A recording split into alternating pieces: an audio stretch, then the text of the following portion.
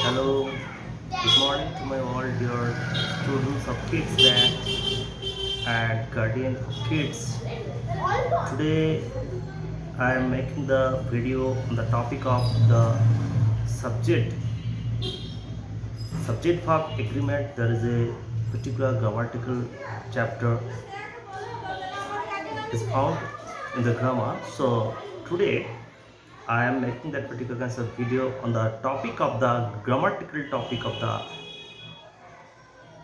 item subject, term subject, whatever you can tell, term item of the subjects. Many of the grammatical terms are there, and I will teach you sequence wise each and every grammatical item. So today your grammatical item is subjects, and though I have already discussed in the class very vividly, but yet to avoid from all kinds of confusion, I advising to you, all of you, especially stressing, especially on the to the kids and all the guardians also. If your kids fail to understand, please cooperate with him to make him understand, make him or her understand. I think it will give you a kind of good concept. And side by side also, I also telling you one thing, after hearing it completely without any pause or without any break, if you have any query to understand, you please don't hesitate to ask me any query. You send your query to that particular WhatsApp group and I will answer your query.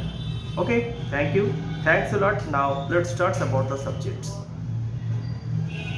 So, in a sentence, exactly we see the three parts in a sentence. So, what are the three parts? The three parts of the sentence are subject, verb, and object. Today, our discussion on the term of subject. Elementary concept, basic concept I am giving to you. First of all, you need to know about the subject. Subject means the doer of an action, means the person or anything, maybe also who does the work is called subject. Let's take any kinds of example. Example is the burning things, because from the example you can easily understand. Suppose Ram plays football. So what's the subject? Ram. Who is doing the work? Ram. So Ram is subject. I am playing football. So who is doing the work? I. So here subject is I. He goes to market. He goes to market. What's the subject? He. So from the various kinds of examples, we come to conclude by saying that subject is a doer of an action, doer of a verb, or doer of a sentence. Means the thing or the person who does the work is called a subject. I think it's clear about the subject. And one little concept about the verb. Verb is an action. I am playing football. What's the verb? Play is the action. Playing and playing is the verb. He writes a letter. He writes a letter. What's the verb? Writes. He goes to market. What's the verb? Goes. So little bit of concept you got it from the subject, verb. Object is if I talk about the object, it will be quite difficult for you. But at a glance, I am telling to you what is called object. Object means if the question is done to the word, verb, what or whom. Remember the two WH words, what or whom. If the question is done to the verb with the word what or whom, then it is called object. The remaining word would be called object. Otherwise, it will be object type word, not treated as an object. Okay. Suppose I play football. What do you play? So my question is done with the word what? It is object. I go to market, but where do you go to? But my option is what or whom. So school is not an object, it's an object type of the word. So basic concept I gave to you about the subject, verb, object. Now I will discuss in details about the subjects. So subject has from previous discussions we can come to understand the subject is the doer of an action, and now in details grammatical how it is used and what are the things you have to learn. This is very sensitive issue. I'm requesting, I'm advising to all my kids, listen this area very concentration. See, subject has the two parts. The two parts is person and number. Person has the three subdivision: first person, second person, and third person. Before the last one, always tell the word and. Number has the two parts: singular number and plural number. Singular means only one and plural means more than one. Again, I am repeating this area. Subject has the two parts of person and number. Person and number. Person has the three parts. The three parts are first person, second person, and third person. First person, second person, and third person.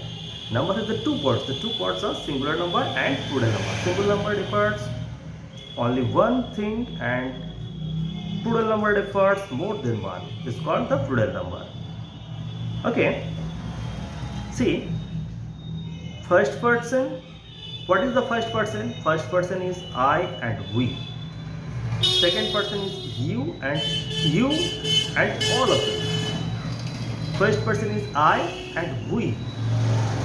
Second person is you and you. These are completely fixed. It does not get changed in any time. And all others are called the third person. So it's very easy. First person is I and we. Second person is you and you. These are fixed and others are third person. Okay. So, and second part is the number. Person completed number. Number means if it refers to only one, it is singular number, and if it refers more than one, it's called the plural number. So what is I only one, so I is singular number. We, more than one, it's plural number. You, only one, singular number. You, all of you, I'm talking about the all of you, plural number. Here it's a kind of sensitive, so most of the students would ask the kinds of questions, sir, you and you, how will I understand that it is singular number and plural number? The answer is very simple. The answer is that it depends on your choice of the words of the sentence. In the sentence, if I talk to you simply, focusing to you, pointing my finger to you, if I tell you, you will do the work, it refers to singular number. Suppose the teacher is taking the classes, he conducting to all. Teacher telling to you, you have to do the task. Means it refers all of you. So you are usually, I think your confusion is totally clear. So again, I am coming to the content. Subject is I, first person is I and we, second person is you and you. These are completely fixed and all others are called third person. And number, if it refers only one, it is called singular number, one plus plural number. Two fingers, singular or plural? Plural number. One finger, singular number. I, singular number. The book, singular number. Pens, plural number. Toys, plural number. So your concept about the subject is very clear. Now, that is the subject concept, number one, remember. Number two is that identification of the subject. Identification means, what is the identity? Suppose a student has their identity card. You have your identity card. In identity card, what does it mean? It means that your everything in details is written. Your father's name, mother's name, it's written. So subject has its own father and mother. That is called his true identity. So what is the father of the subject? Person. What's the mother of the subject? Number. So subject identification is person and number. So we don't know anything except its identity of the subject, that is called person and number. So whenever you come to understand all the things like I, who, you, he, she, they, anything is called subject. So it should be identified with the two terms, person and number. Okay, now listen. I give you one example. Previously I told you the first person is I and we, second person is you and you. Others are third person. Others means whatever it may be, third person. So I, identification of the subject, I will understand the two things, person and number. I, which person? First person. Number, singular number. We, first person, plural number. Listen, first person is I and we, second person is you and you. These are fixed. All others are called third person. So clear? One thing refers singular number, more than one plural number. So very concentratively you have to use the person and number. Say book. Which person? First person, second person, or third person? If somebody tells sir it's the first person, no, it's wrong. Because I already know that first person is I doing. Second person is you and you. So therefore it's totally wrong. Book is third person and it refers only once for a singular number. If I tell books, third person, plural number. So that is the concept of the subject. I give you the concept about the subject. I think that you will understand. Okay, now take a, you listen it very carefully. So if you listen it, what are the things will happen to you? Your listening power will be developed. If you cannot understand in one time listening, you listen it repeatedly. Your listening power will be developed and your understanding power will be better than your previous position. So I advising all of my kids to listen it very carefully. And little request to the guardians, if you have the time, please cooperate with your students, with your kids to have a better understanding.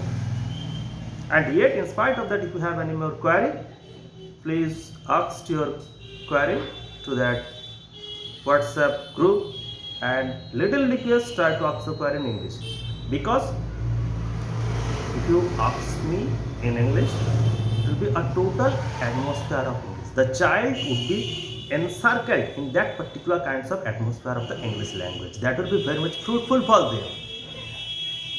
Okay, so first of all, you should have to clear the subjects. Thanks. And then I will also write the subjects in a clear blank copy. You all students are advised, you please write these subjects on the blank copy, and also identification of the subjects will be written. At least 10 or 15 subjects name would be mentioned. You write its identity, person and number only write, like I, first person singular number, we, first person plural number.